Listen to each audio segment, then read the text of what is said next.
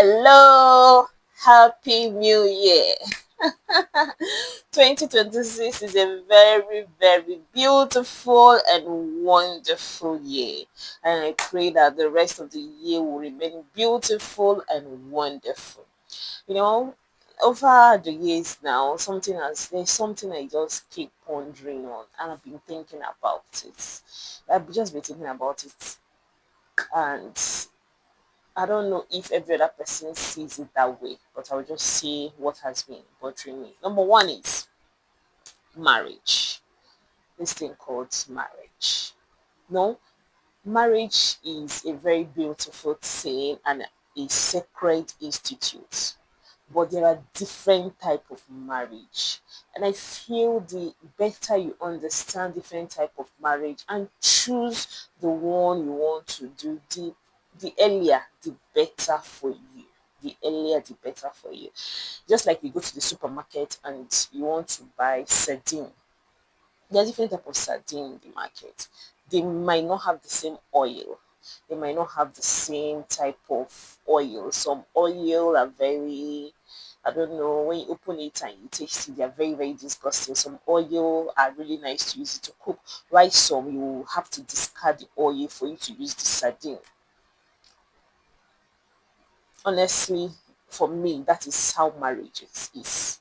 We have different type of marriage depending on the one you want to do. You know, most times when we go to church, we say kingdom marriage, kingdom marriage. Kingdom marriage is not about finding your spouse in church and both of you are born again, are Christians, and those of you decide to get married because you people are both born again and Christians. No, kingdom marriage, just doesn't stop there. It doesn't stop there. It goes far, far, far beyond that. There are a lot of believers, tongue speaking, Holy Spirit filled, who are doing different type of marriage that is not kingdom marriage.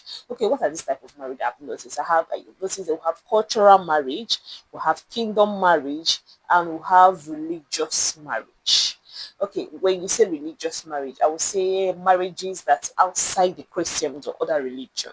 In other religion, there are things that are expected of the male, there are things that are expected of a female in the marriage institute. The same thing goes with the cultural marriage. Like an Igbo, what is obtainable for you as a new wife is different from what is obtainable from you as a new wife in a Yoruba land or in another tribe. You understand? So the same thing applies to kingdom marriage. This makes me reason with the scripture that says, you should come out from among them and be ye separate. God is calling you out of your cultural marriage and be ye separate. So when you are separate, you are also supposed to do everything the kingdom way. So there is a particular way God has designed marriage governed by the kingdom should look like. You might not like it, though. You might not agree with it. You might not want it. But if you want to do kingdom marriage, this is the way you have to do it. Then if you want to do cultural marriage, this is the way you have to do it. So I think as an individual, you have to understand what kind of marriage you want to do or you want to go into, or you and your spouse has to agree what kind of marriage are we going to abide by. Are we going by our cultural marriage as an Igbo man, as an Odogo in my land? This is how we're going. This is your place. This is where you belong. This is how you're supposed to act. This is how you're supposed to. No problem. Or do you want to do it as prescribed by the Bible? So in this series, we'll be talking about kingdom marriage. I don't really know much about cultural marriage. I'm not even interested. I'm a Christian. I would like to do kingdom marriage. I don't want to do cultural marriage. Do you understand? But there is nothing wrong with it. It's your choice. God has given you that choice to choose the one you want to go for. Some of us will bring that of kingdom, will bring that of cultural, will mix it together, and it doesn't work. It doesn't work. You only pick the ones that benefit you. If this aspect of cultural setting benefits you, you want to partake in it, if this aspect of kingdom benefits you, you want to you must have to choose one.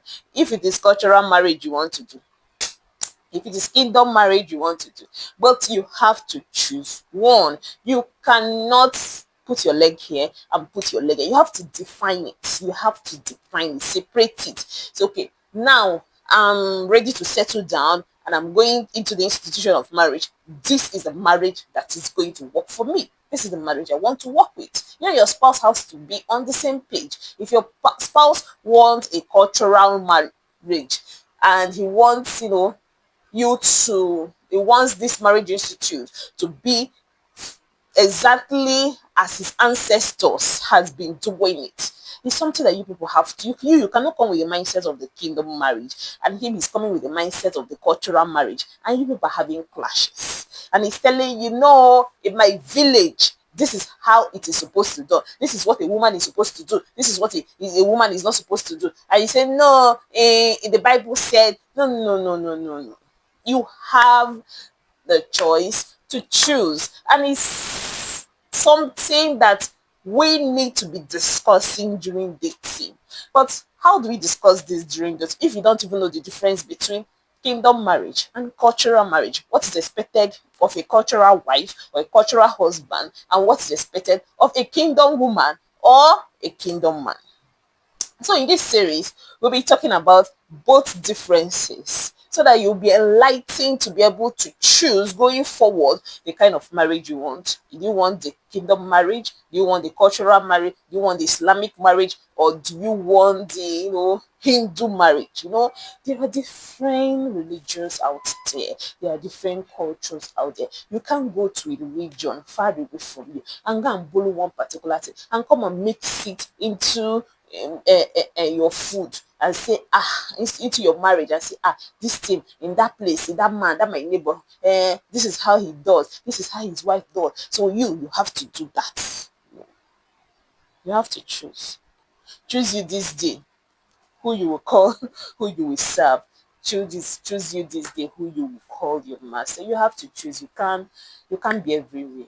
You can't be everywhere. You can't travel to Turkey and see what they are doing there and say, this I saw this thing in that religion, they used to do this, so for that reason we are going to do that. Even when God brought the children of Israel, when they possessed the Canaan land, he clearly told them, do not practice or perform anything that the people that's been in this land is doing. Their ritual, their way of life, you are not supposed to. You are not supposed to copy them.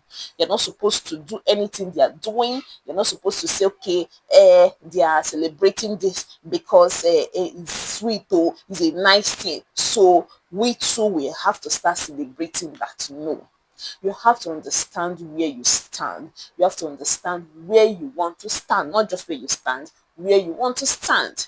So in this series, I just feel it to really explain these different type of marriages so that when you are dating your spouse or you're courting your spouse, you people should define it. You people should speak and decide, am I doing a Yoruba marriage? Am I doing an Igbo marriage? Am I doing kingdom marriage? Am I doing Hindu marriage? Or am I doing all forms of religious marriage? For the Christianity, it is called kingdom marriage. Do you understand? So we'll be outlining roles that is expected of a female and roles that is expected of a man in the kingdom marriage in respect to the scripture, not outside the scripture, in respect to the scripture. So that when you are dating your spouse, you can decide, this thing called kingdom marriage is too much of a hassle for me. I want to do cultural marriage. You are free. That's why God gave you choice. Is he want in this kingdom or in this religion is not by force. That's why God gave you choice right from the day you were born. You were given choice to choose. You're given choice to choose where you want to go, what you're going to, and who you are going to serve. It's not by force. But as for me and my offspring and as for me and my house, as for me and my future husband, we will do kingdom marriage. So stay tuned so that we'll be able to talk more on different type of marriages, what is obtainable in different places. Then you'll be able to know and be also enlightened on what should rule your home. And stop mixing up things. Stop mixing up things. If you want to do kingdom marriage, don't pick kingdom marriage because that aspect of the Bible favors you in a particular situation. So when it doesn't favor you in another situation, you dump it and say your culture, where I'm coming from, in my village, whether thick or thin, stand one place. If you want cultural marriage, stand there. If you want kingdom marriage, stand there. If you want any religious marriage, stand there and abide by it. Stop jumping from pillar to post. Stop mixing orishi inside your pot. Don't mix your orishi inside your pot. Don't go to the market, buy all the spices and come and pour it inside your pot. It will not work. It will not work. You have to choose. You have to choose. You have to choose where you start. So that will be it for today. I will see you in the next episode. In the next episode, we'll be defining kingdom marriage, scriptural based. We're not going outside the scripture. So anything outside the scripture counts me out. See you next time. Love you.